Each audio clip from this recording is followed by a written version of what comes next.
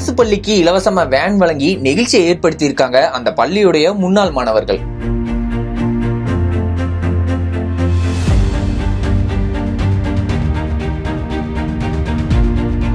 தஞ்சை மாவட்டம் பட்டுக்கோட்டை கிட்ட ஆம்பலாப்பட்டு கிராமத்துல அரசு உயர்நிலை பள்ளி செயல்பட்டு வருது. இந்த பள்ளியில பாப்பாநாடு, கரம்பயம், சோளிங்கரை, வெள்ளவாடி உள்ளிட்ட சுற்றுவட்டார பகுதியிலிருந்து சுமார் 300 மாணவ மாணவிகள் பயின்று வர நிலையில மாணவர்கள் சுமார் 7 கிலோமீட்டர் தூரம் வர சைக்கிள்ல பள்ளிக்கு வர நிலை இருக்கு.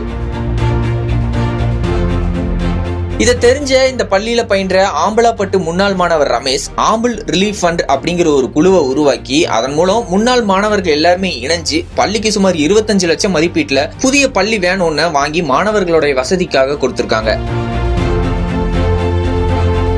இதனால நீண்ட தூரமா சைக்கிள்ல பயணம் செஞ்சு களைப்போட கல்வி பயிலும் நிலை நீங்கி இருக்கிறதா மாணவர்கள் மகிழ்ச்சி தெரிவிச்சிருக்காங்க.